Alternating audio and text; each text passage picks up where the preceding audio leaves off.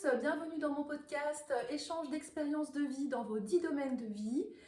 Je suis Taline Lelièvre-Tchakerian, coach de vie. Je vous accompagne pour harmoniser vos 10 domaines de vie qui sont tous interconnectés. Et dans ce nouvel épisode, j'accueille aujourd'hui François Moreau. Bonjour à tous, bonjour Taline, ravi d'être là. Merci de me faire l'honneur d'être présent pour ce nouvel épisode. Alors François, est-ce que tu pourrais te présenter rapidement aux auditeurs et nous dire dans quel domaine tu souhaites partager aujourd'hui ton expérience de changement de vie? Alors avec grand plaisir, moi j'ai eu une grosse expérience de changement de vie puisque j'ai été cadre longtemps et je suis ensuite devenu chef d'entreprise. Donc j'ai vécu deux univers qui sont très très différents. Donc si je me présente très rapidement, alors je suis très bavard donc je vais le faire vraiment succinct. Mais en gros, j'ai passé après une école de commerce à Paris et une coopération à Singapour. J'ai été cadre dans le groupe HSBC pendant 24 ans, à des postes de direction. J'ai eu des années formidables avec la banque, qui était à l'époque en pleine croissance. J'ai été expatrié pas mal d'années, notamment à Hong Kong et au Japon. Et voilà, et donc j'ai vécu cette expérience de changement qui était forte pour moi et que je suis ravi de partager. Merci beaucoup. Donc tu t'es réorienté, c'est bien ça? Tout à fait. Alors, dis-nous en plus vers quelle activité tu t'es réorienté, quel était en fait ce changement que tu as vécu à l'époque, qu'est-ce qui a été en fait le déclencheur, mais surtout, quelle était ta vie avant ce changement? Tout d'abord, avant de te lancer dans la création de cette entreprise, à quoi ressemblait ta vie? Alors Plus en détail. alors j'avais une vie très heureuse, hein. Ouais. J'ai eu des missions importantes pour HSBC. J'ai été patron de la banque à distance pour HSBC France il y a près de 25 ans, donc ça ne me rajeunit pas d'ailleurs, mais bon, c'est comme ça. Et donc il y a 25 ans, faire de l'internet bancaire, ouvrir des centres d'appel, faire du courtage en ligne, c'était des expériences qui étaient vraiment novatrices. Le marché était vraiment au début, et donc il fallait être innovant, il fallait recruter les bonnes personnes, il fallait les embarquer, il fallait les motiver. C'est pas juste avoir une vision stratégique, il faut aussi l'exécuter, quoi. Donc il faut des gens qui vous suivent. Et voilà, j'ai aussi été, j'ai été patron de la stratégie pour la banque de détail à Hong Kong, j'ai été patron de la banque de détail au Japon, avec la particularité de l'avoir créé from scratch. Donc c'est une expérience qui m'a beaucoup marqué dans ma vie. Je suis arrivé au Japon avec un plan stratégique qui était comment est-ce que HSBC va créer ses agences, créer son réseau bancaire pour les particuliers plutôt patrimoniaux au Japon. La banque n'avait pas de présence là-bas en retail, comme on dit, hein, en banque de détail. Et ils avaient essayé de racheter, ils n'y arrivaient pas. Et donc ils ont dit, on va le faire en organique. Et au moment où ils ont décidé de le faire, j'étais à ce moment-là à Hong Kong et le patron de la région, qui était mon patron, m'a dit François, tu coches beaucoup de cases, est-ce que tu es partant pour faire cette expérience de créer une banque à partir de zéro? Alors ça fait passer l'excitation du challenge, c'est un job énorme parce que quand on part de zéro, il faut tout créer. C'est comme créer une entreprise finalement après. Exactement. C'est comme tu avais déjà vécu cette expérience sans savoir que plusieurs années après. Mais exactement. Et c'est ce que j'appelle ça t'a préparé quelque part. Non, mais complètement. C'est ce que j'appelle l'intrapreneurial. C'est-à-dire que tu es chef d'entreprise dans un groupe, alors tu n'as pas de problème de levée de fonds, tu n'as pas de problème de moyens, puisque le groupe te soutient, mais il faut que tu crées le truc, quoi. Donc tu as une vision. Alors évidemment, j'avais contribué à cette vision, comment on allait entrer sur le marché, comment on allait le faire, mais à un moment, je suis arrivé tout seul au Japon, avec mon plan stratégique, un carnet de chèques qui était pas mal parce que la banque faisait les choses bien, donc j'avais des moyens pour faire ce que la banque voulait faire, mais il faut le faire après. Et donc c'est facile de le dire, c'est plus compliqué de le faire. Et donc il faut recruter dans un pays où je parlais pas la langue. Alors je baragouine un peu aujourd'hui le japonais, mais c'est pas non plus remarquable. Mais surtout, il faut faire l'équipe, gérer ses priorités, et tout est prioritaire en fait. Comment est-ce que je fais émerger la marque HSBC dans un marché aussi saturé et énorme que le Japon?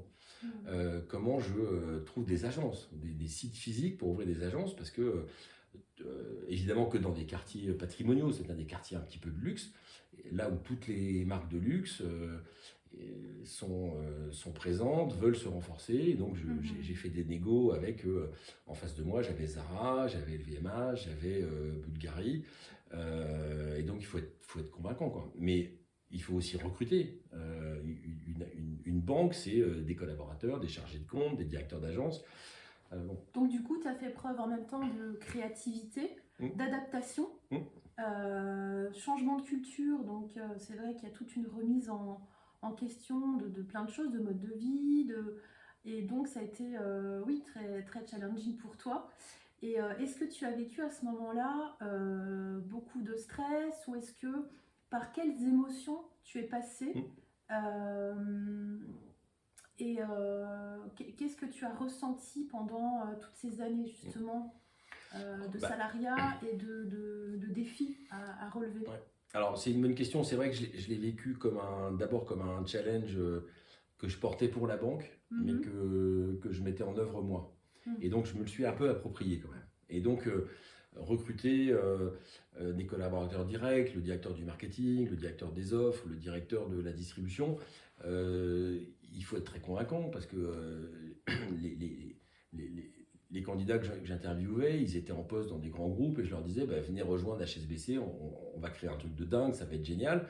Et les gars, il fallait qu'ils laissent la proie pour l'ombre. Il fallait leur dire, je quitte, je sais pas, Citibank par exemple, où je suis patron du marketing pour rejoindre une HSBC, ok, mais qui au Japon n'existe pas. Donc il faut une forte conviction.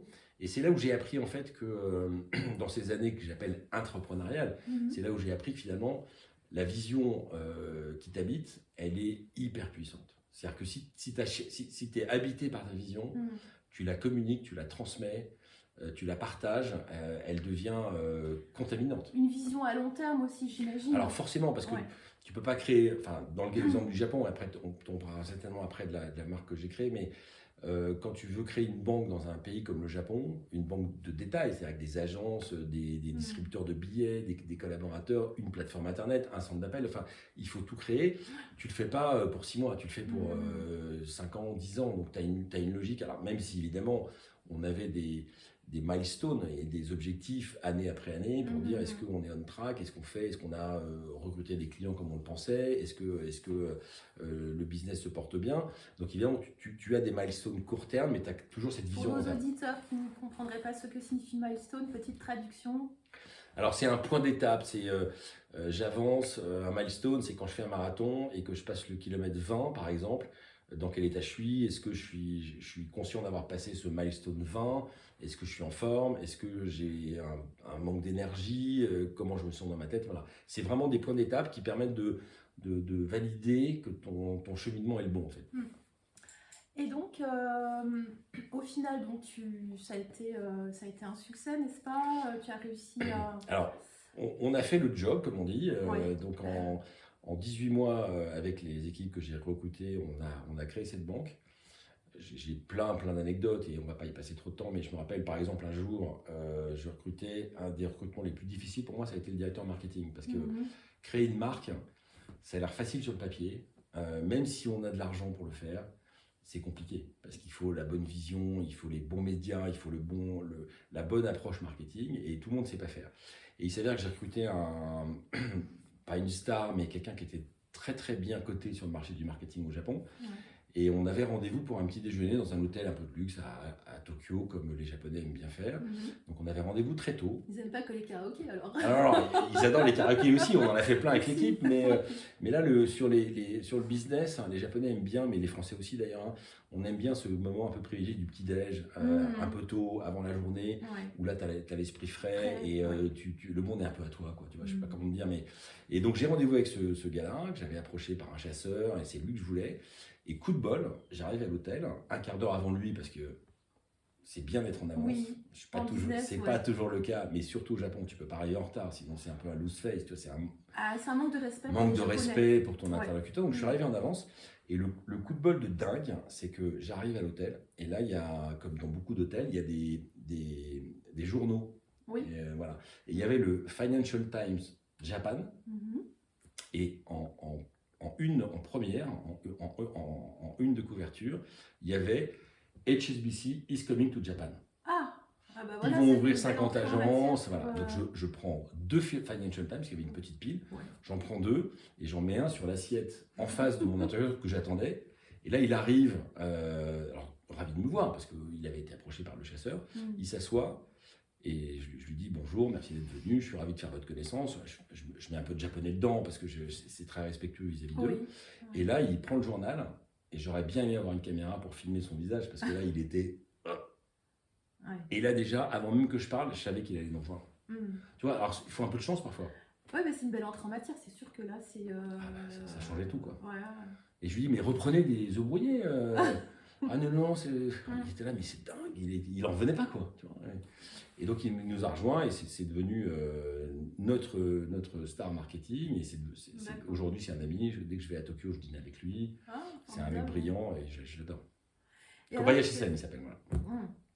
Alors, merci pour ce partage d'anecdotes. Et alors, qu'est-ce qui a fait après, au fil de l'eau, que petit à petit, en fait, ta motivation peut-être a changé, ou les événements au sein de la banque ont fait qu'il y a eu peut-être une transformation intérieure qui s'est faite, un cheminement, je dirais plutôt. Quels ont été les événements rapidement qui ont fait que ensuite ça t'a mené petit à petit vers cette réflexion de monter ta boîte? Alors, tu as tout à fait raison. Alors, rapidement, oui, je vais faire rapide, je vais essayer, je te promets. Mais prends le voilà. temps. Non, mais je vais être concis, parce que je suis tellement bavard, c'est terrible. Mais on pourra faire un deuxième épisode, pourquoi pas? Mais tu as raison, le bon mot, c'est cheminement. Ouais. C'est-à-dire que j'ai pas eu un flash un matin en me disant, c'est ça que je vais faire. J'étais dans un processus, donc je suis rentré, après le Japon, je suis rentré en France, j'ai eu des jobs très importants dans la banque, je rentre pas dans le détail, ça n'a pas tellement d'intérêt pour notre séance d'aujourd'hui, mais job avec beaucoup de responsabilités, beaucoup de stress, des grandes équipes à gérer, beaucoup de pression politique, des pressions réglementaires, des pressions financières. C'est le job, hein, j'ai pas de problème avec ça, mais plus j'avançais dans le temps, plus je me disais deux choses. Je me disais, quel est le sens que je prends à ce que je fais? Et là, plus j'avançais, plus je me disais, compliqué quand même. Le sens extrêmement important, de plus Très en plus important. de personnes justement se demandent chaque matin, mais quel est le sens de... En fait, c'est de se réaliser. Est-ce que tu avais l'impression de te réaliser? C'est ça aussi, quand on cherche le sens, ça veut dire que quelque part, on ne se réalise pas, on ne s'épanouit pas pleinement. Ouais, puis on a l'impression que ce qu'on fait sert à quelque chose. Voilà. Tu vois, le why. Une mission de vie, en fait. Le why, c'est, je veux dire, quand j'ai ouvert le Japon, j'ai été habité par la vision de dire, c'est un marché qui n'a pas une offre patrimoniale solide. Ouais. Et donc, j'avais une motivation forte. Ouais, c'était stimulant. C'était hyper stimulant. Et surtout, je me disais, je sais pourquoi je fais ça, quoi. Ouais. Je suis rentré en France, alors il y avait des chantiers énormes, il y avait des trucs qui ne marchaient pas. Donc, je me suis retrouvé patron de tas de gros projets, de transformation, etc., qu'il fallait faire. Et donc là, il y avait du sens, mais plus j'avançais dans le temps, plus ce sens se délitait, en fait. Je me disais, mais ça n'a aucun sens. Ça rejoignait pas tes valeurs, en fait, Non. parce que finalement, ça pourrait correspondre à d'autres personnes. Ouais, bien sûr. Mais toi, voilà, ça te correspondait plus, en fait. Et mais tu sais, Taline, la quête de sens, c'est très personnel. Je connais des gens qui font des choses. Je connais un ami, par exemple, il fait une reconversion, il n'a pas une carrière facile, il fait une reconversion, il part dans les pompes funèbres. Ah oui, effectivement. Et il a été un peu dans le monde il a été comédien. Et en fait, lui, il s'est rendu compte qu'il pouvait partager cette aisance de communiquer aux autres pour être empathique vis-à-vis de la douleur des familles. Mais il l'a transformé en incroyable. autre chose. Il a son why, il l'a trouvé. Moi, Ouais. je pense pas, je sais pas est-ce que je travaille pour les fonds funèbres, je suis pas sûr, mais voilà, je pense que le why, c'est tellement puissant, tu vois. Et lui, donc, il a commencé. Et là, il y a certains, je le croise parfois, il me dit, la semaine dernière, j'ai vu une famille qui était effondrée, j'ai essayé de trouver les mots et l'empathie, ah ouais, mais ça, il m'a dit ça voulait dire quelque chose pour moi, tu vois. Donc le sens, c'est très important. Et plus j'avançais, moins il y avait de sens. Et puis le deuxième phénomène, c'est que je voyais, je commençais à tangenter les 50 ans. donc il n'y a pas si longtemps. Mais, et c'est vrai il y a qu'à quand même- à cet âge-là, il y a une remise en question quand même, il y a des étapes de vie comme ça. qui sont importantes. Ouais. Et tu te dis, à 50 ans, je voyais des amis qui avaient 2-3 ans de plus, qui étaient remerciés par leur entreprise, beaucoup d'autres secteurs, où leur boîte leur disait, bah, t'es gentil, t'as 53 ans, maintenant tu dégages avec un gros chèque, et puis on te souhaite une belle retraite. Et donc, Mais malheureusement, il y a très peu de considération d'entreprise. Hein. alors, Enfin, je veux pas généraliser, parce que tu as des boîtes qui gèrent ça très bien, mais globalement, plus tu es âgé, plus tu coûtes cher, ouais, c'est ça. et moins la boîte veut miser sur toi. Et donc, Ça, c'est bien vrai. Ouais. c'est un vrai problème d'ailleurs. On va pas faire de l'économie sociale, mais c'est un vrai pays dans ce pays parce qu'on veut que les gens travaillent plus, mais les boîtes ne sont pas disposées à garder les C'est gens ça. très longtemps. Ouais.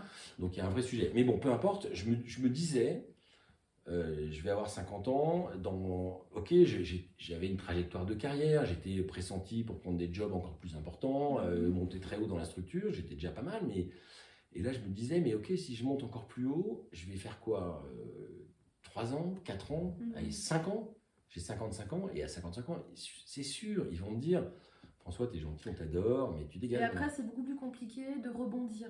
Bah, Ensuite, c'est ça. surtout à Ouais. 55, tu Ouais. te dis, qu'est-ce que je fais, quoi. Mm. Et puis, je me suis dit un truc enfin, que j'ai depuis longtemps en moi, mais qui était de dire pourquoi toute l'énergie que je déploie pour mon employeur, je ne la mettrais pas pour À moi. ton profit, c'est Bah ça. ouais. Et en fait, qu'est-ce qui a été du coup le déclencheur, vraiment, qui a fait que tu es passé de l'autre côté, en fait, tu n'étais plus vraiment spectateur spectateur de ta vie, mais acteur, on va dire, tu as vu passer. Et est-ce qu'il y a eu un événement vraiment déclencheur si tu veux bien, Bien sûr. nous Ah non, mais partager. pas de problème. Bah, il y en a eu plusieurs, mais le premier, ça a été. À un moment, je suis arrivé au bout de l'histoire avec la banque. Je me suis dit, on va plus y arriver. Puis je m'entendais plus avec tout le monde. Donc, on est arrivé, je rentre pas dans le détail, mais on est arrivé à la conclusion de se dire, voilà, ben, moi je vais arrêter, ça vous va aussi, on se met d'accord, on discute mon départ. La banque a été hyper réglo, ils ont fait les choses très bien. Moi aussi d'ailleurs, tout ça s'est fait en bonne entente. Mais jusqu'au moment où je me suis dit, je vais arrêter, j'avais un peu peur de dehors. Je me disais, là je suis dans mon groupe bancaire depuis 24 ans. Je suis au chaud, je vis bien. Voilà, on est un peu dans une bulle. Dans la zone de confort. Voilà, dans la zone de confort. Tu es dans ta zone de confort et tu te dis dehors il fait froid, je sais pas ce qu'il y a, etc. Le jour où tu te dis je sors de ma zone de confort, non seulement tu découvres que ta zone de confort elle est petite, alors ok, elle est chauffée, elle est confortable, tu es sous ta couette, tu es bien, mais tu te dis mais c'est tout petit en fait. Et le jour où je me suis retrouvé en train de m'ouvrir au monde, j'ai vu que le monde était immense, immense. Et donc là, je me suis dit, j'aurais pu me dire, ah ben, après 24 ans, je vais déprimer. Pas du tout. Je me suis dit, qu'est-ce que je fais maintenant? En fait, c'est une nouvelle page finalement, c'est comme si tu redémarrais une nouvelle vie. Mais c'est exactement ça. C'est ça, ouais. Et là, tu te dis, tout est possible, quoi. Et dans mon cerveau, c'était, pourquoi on ne tenterait pas, quoi? Alors j'avais mes convictions, bon. Et puis, après, j'avais des passions personnelles et je me suis dit, ok, ce que j'ai envie de faire, c'est lancer quelque chose. Déjà, pardon, ce qui est très important, c'est que je voulais lancer quelque chose pour moi. Ouais. Je ne suis pas égoïste, mais genre, je vais mettre mon énergie dans un projet d'entreprise qui, elle marchera pas, mais au moins, c'est pour quelque part, c'est pas pour moi égoïstement, mais c'est pour mes années à venir. Pour ton œuvre. C'est mon projet. C'est mon projet. Je le fais plus pour les autres. Ça, ouais. Et ça, c'est pas un point de détail. Alors, effectivement, on dit il faut beaucoup d'énergie, beaucoup de courage. Moi, je suis pas d'accord. Il faut juste l'envie. Il faut juste la vision. Donc, il faut pas chercher la vision en disant c'est quoi la vision, mais un jour, se mettre en configuration de dire qu'est-ce qui me manque pour me lancer. Ouais. Il y a toujours des contraintes financières, familiales, sociales, où tu te dis j'y vais pas, j'ose pas, j'ai peur. Et puis à un moment, tu te dis mais qu'est-ce qui me manque pour le faire en fait? Voilà. Et puis à un moment, tu te dis mais en fait, il me manque rien. Enfin, il manque juste d'y aller. Alors après, il faut une vision, il faut un projet. Une préparation aussi, j'imagine que tu as dû anticiper plusieurs leviers, donc l'aspect prise de risque, anticipation au niveau financier, au niveau les moyens, il y a plusieurs critères, j'imagine que tu as dû valider. Et puis Et du coup, alors tu t'es lancé donc dans quelle activité? Donc moi j'avais une Alors, passion, j'avais plein de passions, mais j'avais deux passions fortes. Un, j'ai toujours aimé les montres. mhm, Et j'avais ma propre vie, enfin ma propre, pas analyse, mais mon propre ressenti de consommateur ou de collectionneur, où je trouvais que les grandes marques horlogères qui faisaient des produits soit très chiants et accessibles, soit remarquables, ou des indépendants qui faisaient des produits incroyablement innovants, techniques, etc., mhm. à des prix stratosphériques. C'est-à-dire que pour le prix d'une voiture, voire d'un appart, tu pouvais t'acheter une montre de dingue. Et je me suis Ah dit, oui. mais comment est-ce possible qu'il n'y ait pas une marque qui fasse un peu d'innovation Oui. au prix d'un vélo, quoi, pas au prix d'une Mhm. Porsche, tu vois. Du coup, toi, tu t'es positionné sur ce marché finalement qui n'existait pas. Donc, tu as trouvé Bah, j'ai trouvé un un angle positionnement ouais, qui alors, n'était pas encore. qui n'existait pas Ouais. vraiment. Mhm. C'est-à-dire, on avait soit des montres simples à 3 000 à 4 000 euros, alors tu trouves des montres à 500 euros, mais des montres mécaniques un peu Swiss made, un peu luxe, c'était 3 000 à 4 000 euros, 2 à 5 000, mais 3 aiguilles, soit des Ouais. montres à complications, ça commençait à 10 000, et puis tu as des marques comme MBNF, comme Urver, qui font des produits à 100 000, 200 000. Richard Mille derrière a fait des montres à. Ils ont fait la Ferrari extra plate, 1 750 000. Ah oui, c'est énorme. Une montre, ils en ont fait 250, ils ont tout vendu en 3 jours. Mais comment on peut justifier un tel prix? Enfin, c'est quoi? Elle est en or massif? Même ou, pas, elle est en acier. c'est le mécanique. Enfin, c'est Ouais. quoi? Qu'est-ce qui Alors justifie c'est finalement? bon et après Bon, enfin, un petit peu hors sujet, mais ouais du coup, bah, c'est parce que intéressant je parce pourrais que. passer des heures là-dessus, mais Ouais. en gros si tu veux Rapide.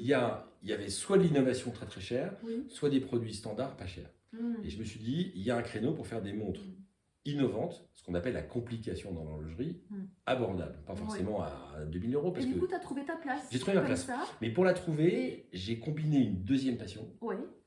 qui est les instruments de mesure. Mhm. J'adore les cockpits, les dashboards, les tableaux de bord. Quand je visite un sous-marin vintage, je passe des heures dans la salle de contrôle. Tu vois, où là, le capitaine, Ah oui. il regarde le profond de Mais tu sais que j'ai un cousin qui est pilote de ligne. Ah bah, Bon, on en discutera après le. mais tu vois, le Oui. pilote de ligne, quand il se met à sa place, Oui. il y a des boutons partout, il y a Oui. des écrans. Alors aujourd'hui, c'est beaucoup d'électronique, mais Oui. il y a 50 ans, c'était que des aiguilles et des compteurs. Et moi, ça me fascine. Depuis que je suis petit, hein, Ah ça oui, me fascine. d'accord. Ah, je suis dingue de ça. Et un jour, alors là pour le coup, c'est un flash, mais j'ai eu une vision Oui. où j'ai combiné ces deux univers, l'instrument de mesure et la montre. Ah oui, d'accord. Et Réservoir est né de ça, de cette vision. Ah, c'est où- intelligent, c'est astucieux. Bah, en c'est, tout cas, c'était une idée, quoi. créatif C'était une aussi, idée. et, Donc, oui. ça s'appuyait sur tu vois, une vision un peu stratégique du marché, Mhm. sur le prix, les complications. Oui, tu as fait une étude de marché, Ouais, c'est ouais, ça, j'avais et- pas mal bossé. Ok. Ouais. Mais déjà, en tant que consommateur, j'avais acheté des montres. Mhm. Moi, alors, je ne revends pas mes montres parce que quand je l'achète, en général, c'est que j'ai un coup de cœur, donc je les garde. Mhm. Donc, j'ai pas mal, enfin, j'ai une petite collection sympathique. Ouais. Mais là, j'ai eu ce flash. Les univers, puis les univers de cockpit et tableau de bord. Ouais. C'est les avions, les voitures vintage, les voitures très vintage, les voitures avant-guerre, les voitures modernes aujourd'hui. C'est infini, quoi. Et donc voilà, j'avais ce concept-là. Et puis là, je me suis dit, dans mon fort intérieur, hein, je me suis dit, c'est ça que je veux faire. C'est D'accord. ça que je vais faire. C'est ça que Et je ton- vais faire. Voilà. Mhm. Et alors, du coup, ce cheminement qui s'est fait, cette révélation finalement, après, tu as cherché ton nom de marque. Ouais. Est-ce que tu nous autorises à la révéler Bien sûr, ouais. Donc la marque s'appelle Réservoir. Réservoir parce qu'en fait, nos montres donc s'inspirent, si tu prends par exemple un compte-tour d'une Porsche 911, c'est un gros compteur central, magnifique, fond noir, chiffre blanc et une aiguille, à l'époque elle était orange. Mhm. T'as une grosse aiguille orange sur fond noir, c'est hyper lisible, rétro-éclairé, c'est hyper beau. Et donc on a combiné cette aiguille qui va de 0 à une position max qu'on appelle chez nous une minute rétrograde. Donc nos montres, elles vont de 0 à 60 et elles reviennent. Mhm. Une heure sautante qui toutes les heures saute. Donc quand l'aiguille va de 0 à 60, qu'il est 1 heure, bah, tu vois 0, 1, puis tu vois l'aiguille qui bouge. Et puis quand elle tape le 60, elle revient instantanément et le 1 devient 2. Et en bas, on a mis une réserve de marche. Alors une réserve de marche, je ne rentre pas dans trop de technique, mais en gros une montre mécanique, qu'elle se remonte manuellement ou automatiquement avec une masse, la réserve de marche en complication te donne le niveau de remplissage. Tu vois, c'est comme une jauge d'essence. Combien il me reste d'essence avant de tomber en panne? C'est exactement pareil. D'ailleurs, on peut peut-être montrer aux auditeurs bien sûr. un des modèles. Là, on a l'hydrosphère. Donc, Si tu veux t'approcher alors, la caméra. inspiré des manomètres de plongée qu'on utilise quand on plonge. Donc, c'est l'instrument qui pendouille à droite en bas de la bouteille et qui nous donne le niveau d'air qui reste dans la bouteille. Et donc, quand on est proche de zéro, donc là, par exemple, à zéro, proche de zéro, ben, j'ai du rouge parce que je suis en danger de ne plus avoir assez d'air. Mais à l'inverse, si je prends une voiture de sport, le rouge, il est dans le 50-60 ou dans le 7000-8000 tours, parce que c'est là où je peux péter mon moteur, enfin, je peux endommager mon moteur. Et donc, on est parti de ces designs et on a fait plein de voitures, deux avions, la montre de plongée, le sous-marin, et aujourd'hui, on a 15 collections. Ah, d'accord, oui, c'est très diversifié, Ouais. effectivement.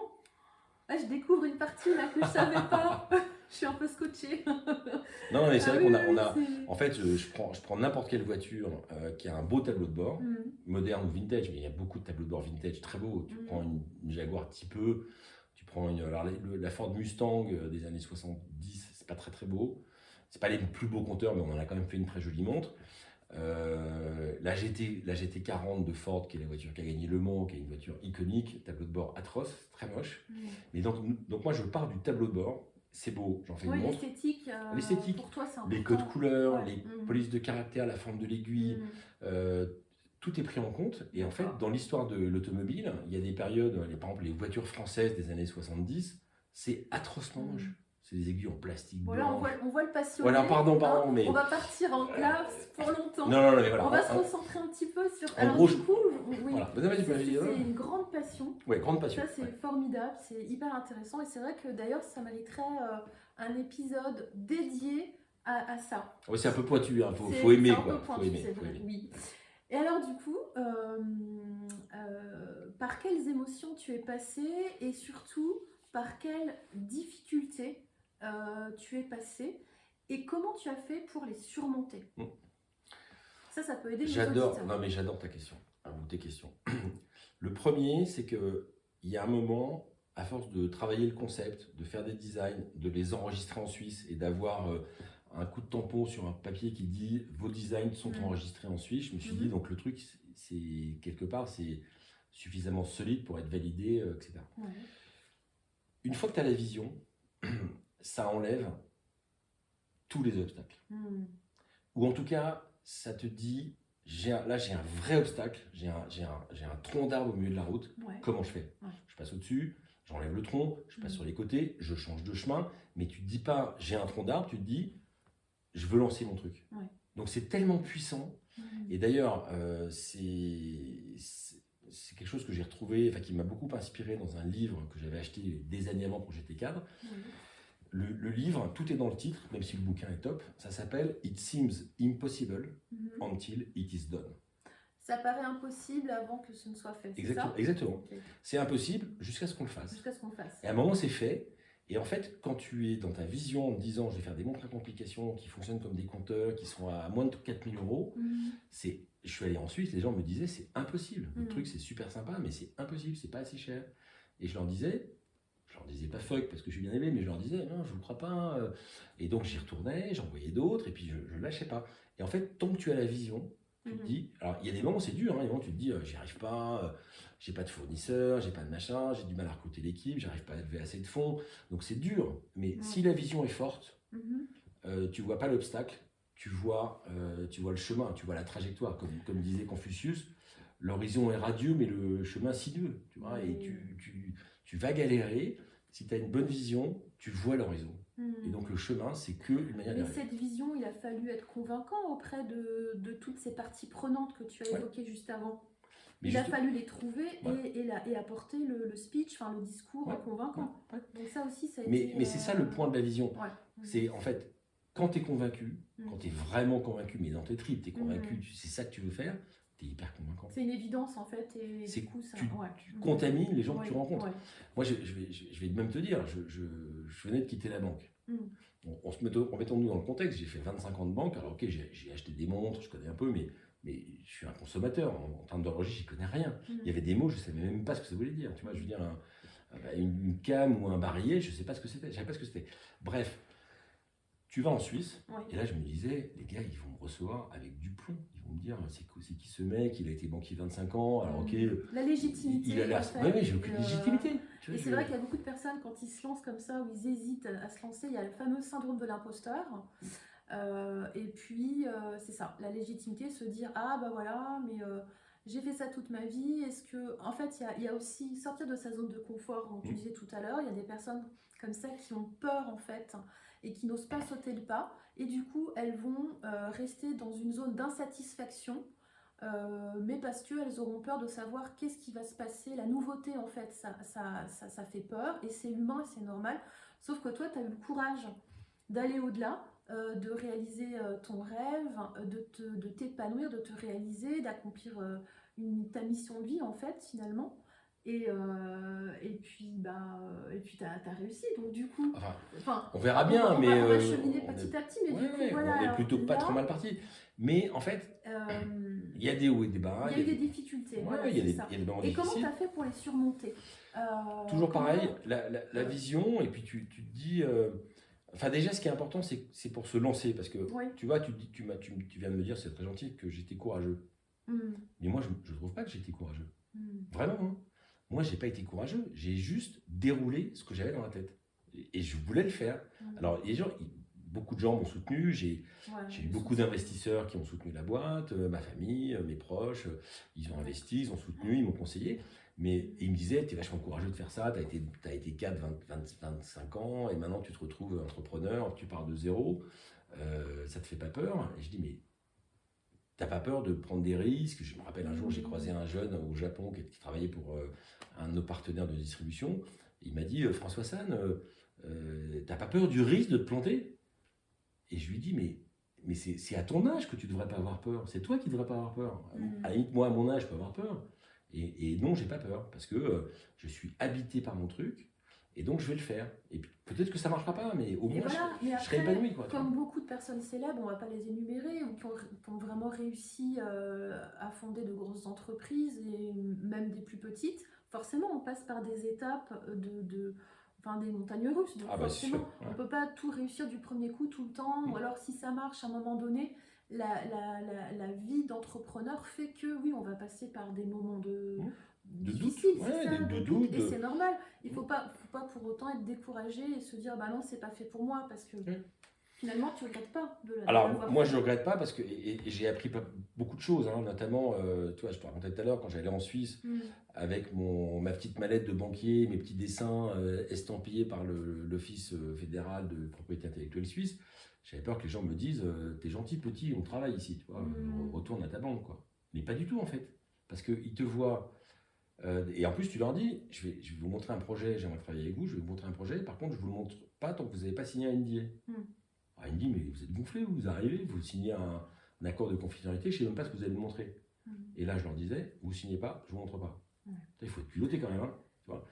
Ils signaient, je leur montrais, et là je pensais qu'ils allaient me dire, ouais, on a des projets comme ça, on en a plein. Et là, les gars me disaient, waouh.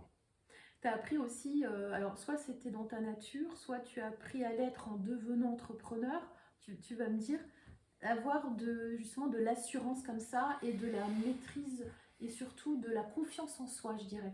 Comment est-ce que ça s'est développé à ce moment-là, pendant cette période de changement, ou est-ce que on va dire c'est inné, c'est en toi, cette confiance comme ça? Je l'ai un peu toujours eu, mais si tu veux, quand j'étais dans la banque, j'avais la légitimité du job. J'étais patron de la strat à Hong Kong, donc les gens venaient valider leur business case chez mes équipes, et donc c'était moi un peu l'arbitre des investissements de la banque. Bon, c'est le job qui veut ça, donc j'avais la légitimité du job.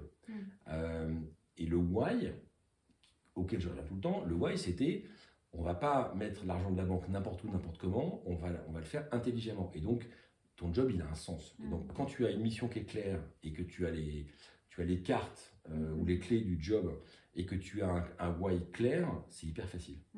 Donc, c'est pas de la compréhension, en fait, c'est juste, je sais ce que je fais pourquoi je le fais. Parfois, j'ai des trucs, je sais pas, et parfois, on m'a présenté des business cases, je sais même pas de quoi ça parlait. Et puis à un moment, je prenais la page 27 du business case et je disais au gars qui me présentait son truc, je dis, cher machin, vous me dites que dans 5 ans, vous avez 140% de part de marché. Est-ce que vous pensez que c'est possible? Alors le gars, il regarde cela, il dit, ah non François, il y a une erreur dans mon truc, tu vois. Enfin, le mec, il faisait 1,5 fois le marché, quoi, dans ses visions. Donc le why fait que tu es habité par ce que tu fais. Alors, c'est pas de la confiance en soi, mais par contre, je pense que quand on croit en ce qu'on fait et qu'on y met l'énergie, parce que c'est bien d'avoir des visions, mais il faut après l'exécuter. Je connais plein de gens qui ont des idées géniales, mais géniales, et qui ne savent pas les mettre en œuvre. Ils ont peur, ils n'osent pas y aller.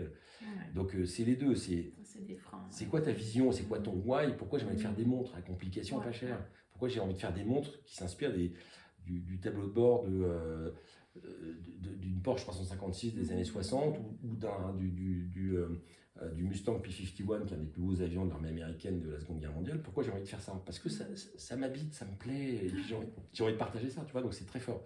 Mais après, la confiance en soi, l'assurance, c'est ça que je veux faire, quoi, tu vois.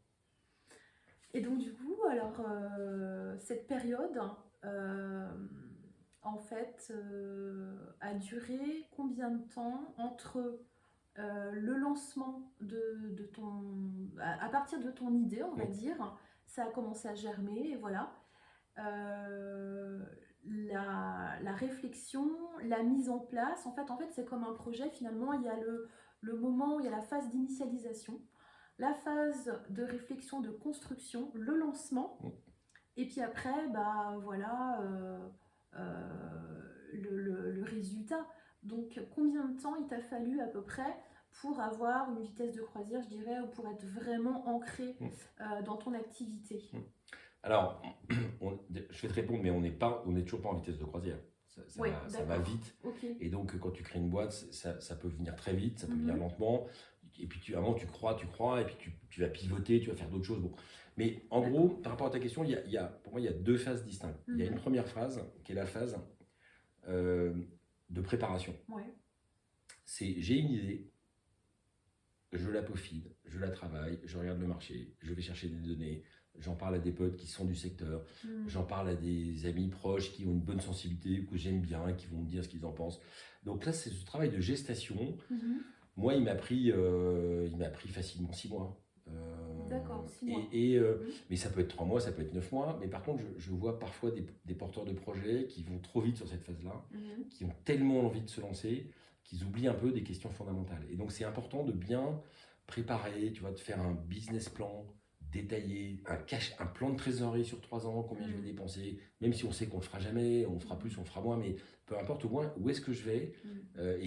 Quand tu fais ça, tu commences à comprendre ton business model, les marges que tu donnes, combien ton produit te coûte, comment tu fais pour porter tes stocks, comment tu les finances.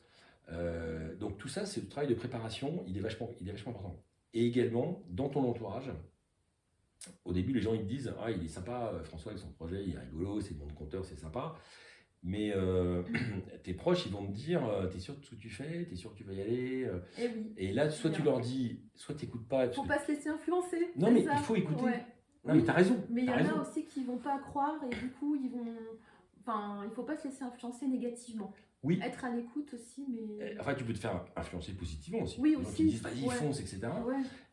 Et donc, tu vas couper ta période de préparation, ce qui n'est pas bon. Moi, je pense qu'il faut laisser le temps à aller chercher des avis, à écouter, à te faire challenger. C'est super dur quand tu portes un projet. Moi, j'ai fait au début des réunions de travail. La première réunion sur mon concept, je n'avais pas encore le nom de marque. J'ai mis du temps à le trouver, le nom de marque. Et j'ai présenté le concept. J'ai eu une espèce de feedback positif. C'est génial ton truc. Et puis après, j'ai eu 40 questions, commentaires, remarques sur la couleur, le machin, le truc. Et là, en fait, souvent, tu te dis, mon projet, je sais ce que je sais où je vais, je sais comment je vais le faire. Je les emmerde, quoi. Pas du tout. Il faut écouter, quoi. Alors après, tu écoutes et tu prends. Tu te dis, mais il m'a dit ça. Je suis d'accord ou je suis pas d'accord? Ah putain, c'est pas con, en fait. Tu vois, c'est pas con. Ou tu te dis, non, ça c'est le mec, il fait juste la couleur de ses rideaux et il aime pas le rouge, il veut du bleu. Il n'y a que ça. Ok, bah, un jour, peut-être que je ferai du bleu. Et comment tu as fait justement pour prendre en compte, équilibrer en fait les différents avis? Parce que oui, comme tu disais, c'est vrai que c'est important quand on teste en fait, de demander les avis, ça c'est vrai. Comment tu as fait pour justement savoir ce qui était à conserver ou pas? Est-ce que tu as fait plusieurs phases de test avant de déterminer vraiment comment tu Ouais. allais te positionner? Ouais, j'adore ta question parce que il n'y a pas de réponse facile, mais Ouais. c'est un mélange de. Tu sais ce que tu veux faire, tu es Mhm. habité par ça, et à côté de ça, tu entends des trucs qui t'interpellent. Tu te dis, ah putain, c'est pas con ce qu'il dit. Ouais. Tu vois. Mhm. Et donc, et puis parfois tu te dis, alors, il me fait, lui, en plus, il me saoule, tu vois, il dit tout le temps des trucs, il me fait chier. Et en fait, tu te dis, non, en fait, il faut laisser, faut Faut laisser avoir mûrir, c'est une ça? vraie ouverture d'esprit Ouais. Mhm. pour prendre ces idées-là. Et après, c'est toi et ta vision et ton concept. Et tu te dis, Mhm. c'est pas juste, il a dit un truc qui va pas dans le sens de ma vision, donc je rejette, parce que c'est pas ce que je veux faire. C'est plutôt de dire, il m'a dit ça, pourquoi il m'a dit ça? Est-ce que ça a du sens? Et sans se prendre des nœuds au cerveau, hein, ça dure pas 2 heures, mais tu te dis, attends, il m'a dit ça, mais est-ce qu'il a raison? Ouais, c'est pas con en fait, parce que si on fait ça, tu vois. Donc il faut cette ouverture d'esprit, cette souplesse, un côté un peu malléable, où tu Ouais. prends des feedbacks. Et puis, Et en même temps, il faut plaire au marché aussi, parce que alors oui, mais ça, il faut que ça attire, que ça colle, que ça séduise. Enfin, il faut qu'il y ait de la demande. Enfin, ou alors, s'il n'y a pas de demande, il faut créer la demande aussi. Mais après, c'est là où tu dis peut-être, est-ce que tu t'es dit, bon alors, quand tu as lancé t'as lancé un prototype, ouais. Alors, tu ouais. t'es... Ouais. Ouais, on a lancé des protos. Mais tu sais, la vision, c'est aussi.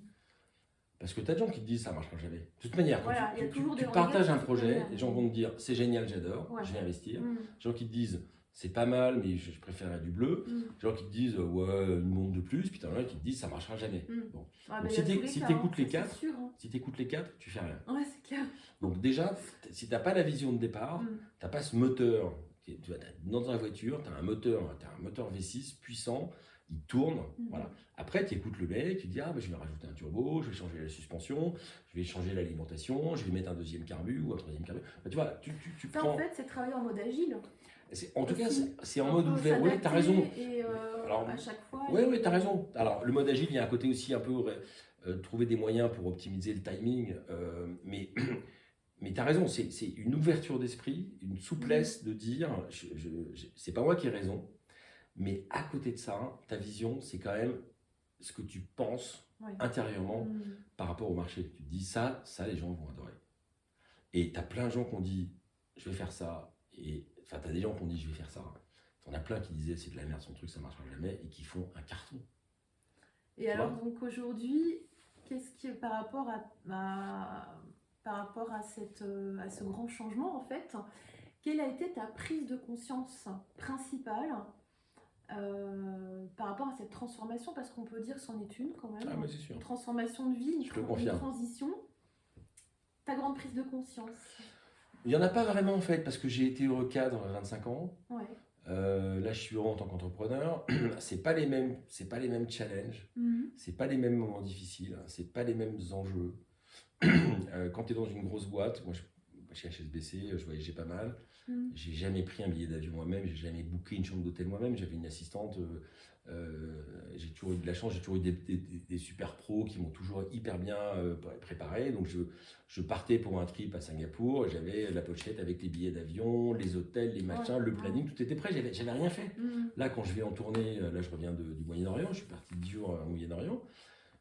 J'ai booké mes hôtels, j'ai pris mes vols, j'ai pris mes trucs, voilà. Et en fait, donc il y a beaucoup plus de responsabilité, beaucoup plus d'implication. C'est beaucoup plus de hands-on, tu vois. Tu vois, il y a des soirs où je descends les poubelles, ça m'arrive. Tu vois, les poubelles sont pleines dans le bureau, ils sont tous partis. Je dis, c'est dégueulasse, je descends.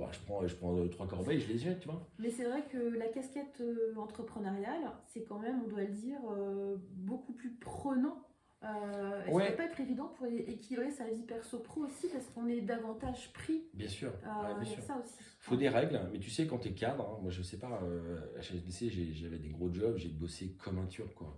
Et donc progressivement, j'avais introduit des règles dans ma vie sur le work-life balance, que je respectais aussi pour mes équipes. Je leur disais, moi je me rappelle au Japon, un jour je suis allé au bureau, j'avais oublié un truc, je suis passé un samedi après-midi au bureau. On avait un open space de 400 personnes, il y avait au moins 200 personnes le samedi après-midi. Ah ouais. Et j'ai dit à mes collaborateurs direct, mais qu'est-ce que vous foutez là? Donc, il me dit, ah, mais soumis Masset, on a du travail, etc. Mm. Et puis un jour, quelques mois après, j'avais passé le message à l'équipe, arrêtez de venir le week-end. Un jour, mes enfants, on déjeunait avec mes enfants et ma femme dans un restaurant très sympa à Tokyo. Les enfants me disent, ah papa, on peut voir ton bureau, tu peux nous montrer le dimanche. Donc j'avais les clés, on y va le dimanche après-midi. Là, Il y avait des gens, le c'est dimanche ça après-midi, il y avait 40 personnes. Oh, ah ouais, quand même. Tu leur dis, Ah ben, les gars, je sais que les Asiatiques ils bossent dur, mais là mais quand les même, un Japonais dimanche, surtout. quoi. Alors, ils ont une culture du travail, Ah mais oui, ils je sont leur ai reconnus dit, pour ça, donc mais quand même. le lundi matin, j'ai Mm. fait interdire, j'ai rendu l'accès au bureau impossible Ah le oui, dimanche, et j'ai ouais. fait une annonce aux équipes en disant, Verrouillage des badges. ah non, mais badge pas accessible, Ouais. faut vous reposer les gars, Bah mais oui. c'est n'importe quoi. Mais après, voilà, il y a des suicides, des burn-out. Des Bah, au Japon, il y en a plein en dépressions, plus, hein, tu Bah vois, ouais. donc non, Donc, mais c'est même pas, c'est même pas pour la peur d'avoir un incident, c'est de dire, Non, et pour mais le respect c'est quoi votre vie, quoi, mais Bah je vous oui. ai pas demandé d'être là le Bah dimanche, ouais, quoi. ouais. Et donc, moi, cette règle-là, me la suis toujours appliquée. Alors, Ah ouais, j'ai c'est appris, important. je l'ai appris en début de carrière quand j'étais coopérant à Singapour. Je bossais, Mhm. on a eu une grosse crise quand je suis arrivé. Donc, je me suis retrouvé propulsé dans des responsabilités qui étaient élevées par rapport à mon âge. Mais c'était comme ça. Et je bossais de 8h du matin à minuit. Ah oui, c'est Et je bossais le énorme. week-end. Et puis, alors, mes copains m'appelaient, me disaient, mais t'es où, François? On t'attend pour dîner. Alors, Et est-ce voilà. qu'à l'époque, tu faisais un petit peu de méditation, lâcher Pas du tout, je prise? faisais que bosser. Pas du tout. Je bossais comme un ok. turc. Et au bout de 6 mois, je me suis dit, c'est quoi ma vie? Ouais. Je bosse Mhm. 8h minuit, je te jure, c'est pas du pipeau, hein, je Mm. bossais comme un turc. Le week-end, je bossais, j'étais légumes le dimanche et le samedi, j'y allais. Et puis au bout de 6 mois, je me suis dit, non, il y a des trucs qui peuvent attendre. Mm. Et donc j'ai l'image du commerçant. Le commerçant, tu sais, qui ferme son rideau le samedi soir Mhm. et qui rouvre le mardi matin. Ouais. Et donc, il y a un jour, je me suis Bah, il y j'ai a une essayé de faire ça. discipline à adopter, Je parce ferme, que sinon, Je mets un tour de clé. ouais. Et c'est fermé, Bah oui. voilà. Alors je mets un petit vasistas, parce que je peux quand même regarder un peu ce qui se passe, tu vois. En cas d'urgence. Mais un quart c'est- d'heure. Ouais. Et ça, c'est important. Et en fait, Ouais. ça, je l'ai fait en tant que cadre. Donc, j'ai beaucoup bossé dans ma vie, mais je l'ai fait. Mm. Et en tant qu'entrepreneur, j'ai un peu fait la même chose. En me disant, parce que quand tu es entrepreneur, tu prends ton téléphone. Mm. Peut-être que j'ai une commande de 50 000 euros qui vient de tomber, ou peut-être que j'ai. Il faut être réactif, hein, c'est Oui, ça? mais en Ouais. même temps, tu n'es pas esclave de ta boîte non plus. Tu vois, c'est ma boîte, c'est mon projet, j'ai une super équipe, j'ai des super clients.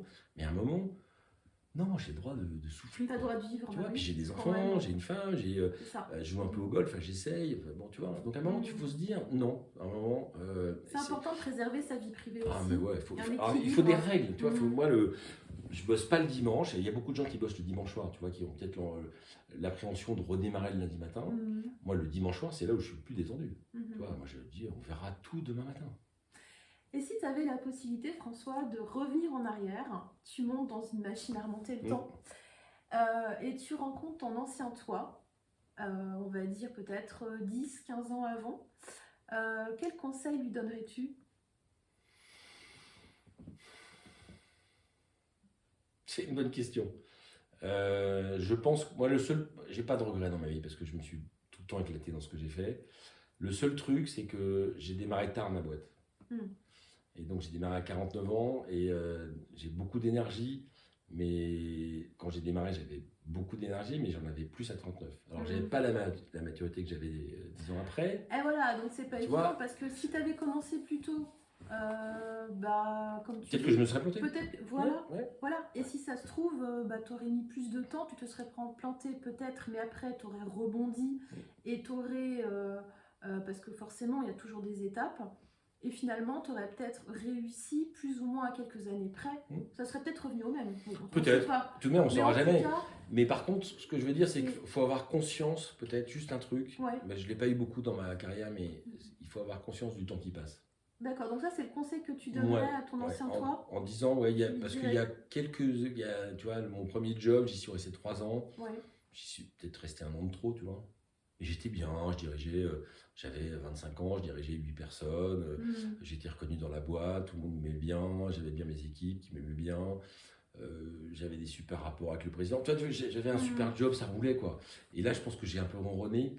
Et je pense qu'il ne faut pas ronronner, en fait. Ah ouais, d'accord. Tu vois, faut pas. J'ai pas ronronné parce qu'il y avait beaucoup de boulot, mais Donc tu lui conseillerais peut-être de partir un peu plus tôt. ouais, je pense et qu'il faut de se monter ta boîte challenger. plus tôt. Il faut D'accord. pas forcément monter sa boîte, mais en tout cas, je pense qu'il faut se challenger. Sortir de sa zone de confort. Ouais, il faut pas y rester. Dès que tu sens que tu te dis, je suis bien, Ah, là j'ai mes horaires, je rentre chez moi, j'ai un bon petit dîner qui m'attend, ou je vais faire un bon petit dîner. Tu te dis, Ouais. putain, non, Bah, c'est agréable aussi. Oui, mais pas à 30 ans, tu vois, Ouais, et pas tous les d'accord. jours. Ouais, ouais, ouais.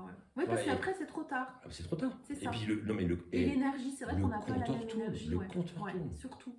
Mais le compteur tourne, c'est dingue. Ouais. Je suis frappé. Là, je suis grand-père depuis 1 an. Ah, Je vois ma petite fille en 1 an ce qu'elle a changé. ouais. Je me dis, mais ça fait 1 an déjà. Ouais, ça va vite, hein. Ouais. Alors, tu vois, je suis rentré du Japon il y a 15 ans. Ouais. Moi, c'était hier. Donc le temps passe super vite. Et quand tu te dis, waouh, Et alors, donc aujourd'hui, est-ce que tu regrettes d'avoir fait ce saut? zéro. Voilà, très bien. Zéro. Et à C'est quoi fatigant, ressemble ta- c'est Ah oui, fatigant, bah c'est oui, de l'énergie, ouais. c'est pas du stress, mais c'est de l'énergie, c'est de l'implication, c'est beaucoup de travail, Hmm. c'est, tu l'as dit tout à l'heure, des montagnes russes, donc parfois tu montes, t'arrives, t'es excité, t'arrives en bas, t'es là, t'as le bide retourné, mais c'est tellement bien de faire, tu vois, de vivre ce qu'on a envie de faire. Il n'y a pas plus puissant, je crois. Donc aujourd'hui, en fait, François, on peut dire que tu as une vie épanouie, tu t'es réalisé. Ouais. Et donc, si tu avais en fait un conseil à donner aux auditeurs qui nous écoutent, qui veulent monter leur entreprise ou peut-être qui ont un doute et qui n'osent pas franchir le cap de sortir du monde du salariat parce qu'aujourd'hui, on le sait, il y a de plus en plus de mal-être, de burn-out, de perte de sens, on parlait tout à l'heure. Quel conseil tu donnerais en fait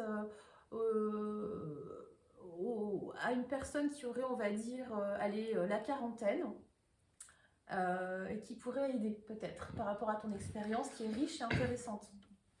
Alors,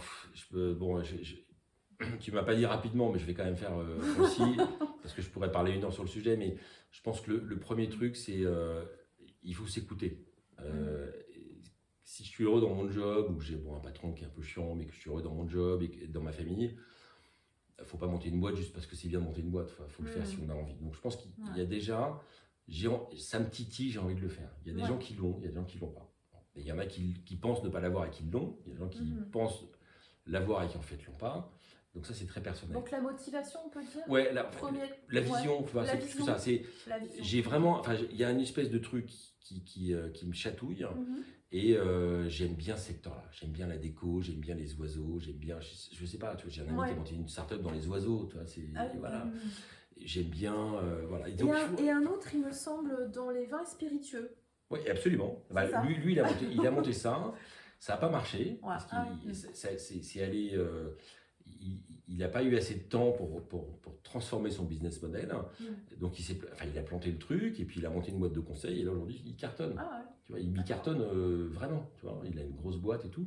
Donc, je pense qu'il faut pas avoir peur, en fait. Il ne faut pas avoir peur. Il faut partir préparé. Parce que beaucoup de gens partent trop vite. Genre, je vais faire ça, c'est génial, j'y vais, allez, boum, le lendemain, j'ai un business plan, 2 jours après, je vais à la banque. Non, il faut prendre son temps, il faut prendre son temps. Tout à l'heure, j'ai dit qu'il fallait pas être en zone de confort. Mais quand tu prépares un projet entrepreneurial, tu vas le peaufiner, tu vas en parler à des proches, il faut que tu leur dises, tabasse-moi mon concept, tabasse-moi mon business plan. Est-ce que c'est bien, c'est réaliste, c'est pas réaliste? Moi, j'ai des copains qui montent des trucs incroyables, ils m'ont demandé mon avis, ils m'ont demandé de rejoindre leur board. Et je leur ai dit, écoute, en board, je vais pas te faire chier, mais par contre, on se voit tous les deux. J'ai fait des séances de travail de 3 heures et j'ai dit, mais ton business plan, ça, mon hypothèse là, c'est n'importe quoi. Ton taux de conversion, tu rêves des genoux. Et ton prix de revient, mais même toi, tu n'y crois pas. Ah oui, tu as raison. Donc, il faut se préparer.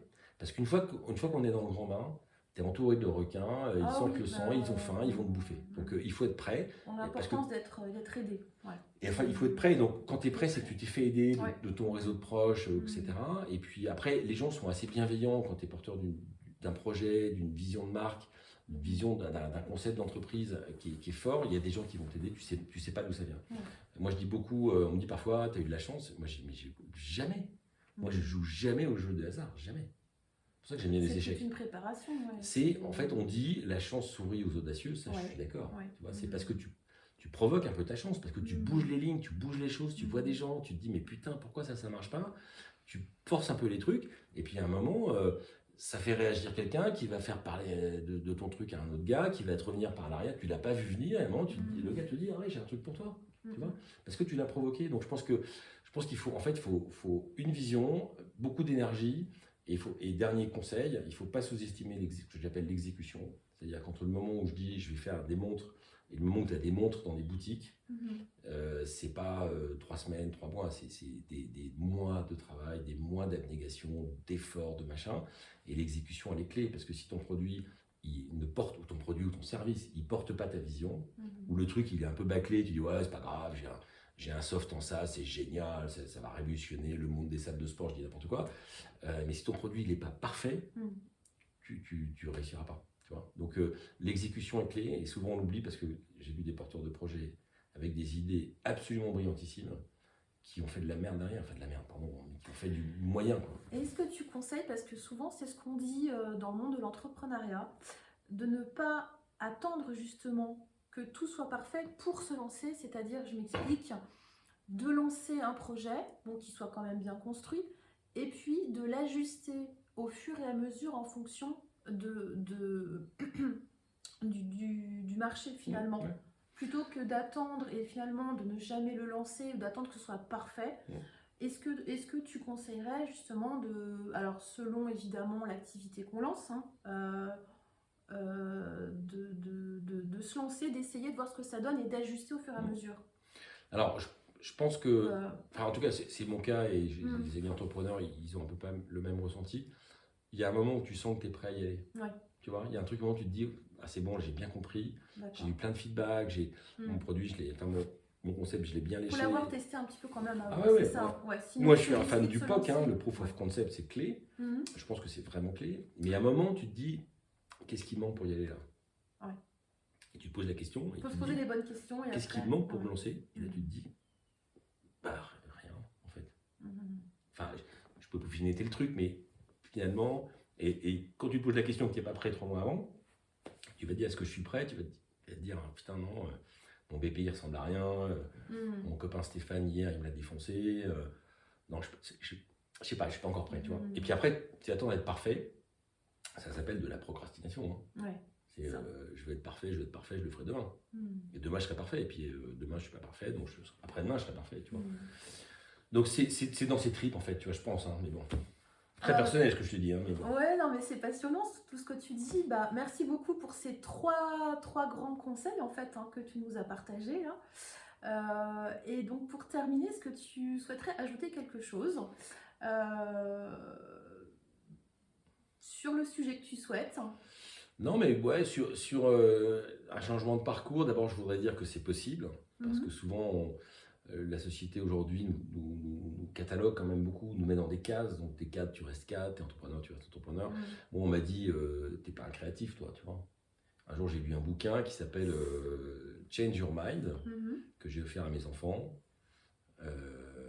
en leur demandant qu'ils le lisent vraiment.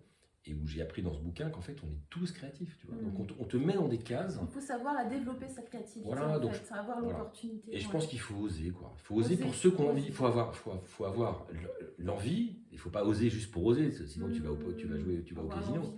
Mais si tu as l'envie, il ne faut pas hésiter à y aller. En tout cas, il ne faut pas hésiter à travailler en disant, j'ai vraiment envie de le faire, ce truc-là. Et donc, je vais le travailler. Moi, je pense qu'il faut un peu démystifier tout ça. On dit, les entrepreneurs, c'est pas moi. Moi, j'ai été cadre, voilà. Et il faut pas non plus tomber dans l'autre travers qui est de dire, bah, je suis cadre, donc je resterai cadre toute ma vie, et donc je peux rien faire d'autre. Non. En fait, on a plusieurs vies en une vie. Mais on a plusieurs vies, on est ouvert, tu vois. Et puis je partageais une dernière anecdote. Moi, j'ai fait un jour un séminaire d'innovation. J'ai fait venir un consultant. Le matin, il nous a fait bosser comme des dingues, avec des présentations. À la fin de la matinée, tu étais supérieurement intelligent, tellement le mec t'avait mis des trucs, mais waouh, t'apprends des trucs, mais tu te dis waouh. Et l'après-midi, il nous a demandé d'innover. Il nous dit, non, c'est vous qui allez innover.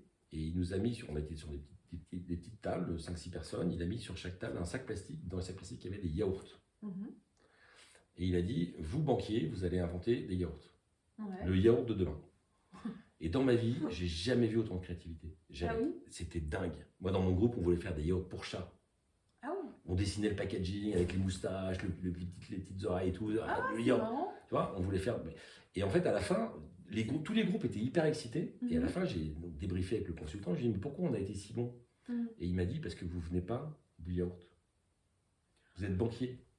Vous avez donc aucune idée préconçue, aucun préjugé sur le donc yaourt. vous lâchez en fait, sans Vous êtes préjugés, totalement, sans rien. totalement ouvert. Et du coup, l'esprit est...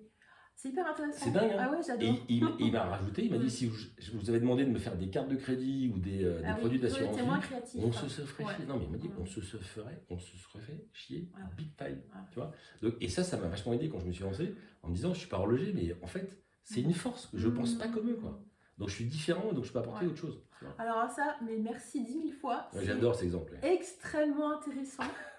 C'est précieux ça. Hein. Alors vous voyez, François Moreau, vous avez eu la chance de l'écouter aujourd'hui. Ah bah arrête. Et non mais c'est vrai, je vais piquer un phare, c'est pas gentil ça. Des parcours comme le tien, mais c'est inspirant. Très intéressant et je tenais vraiment à te remercier. Mais merci à toi Taline.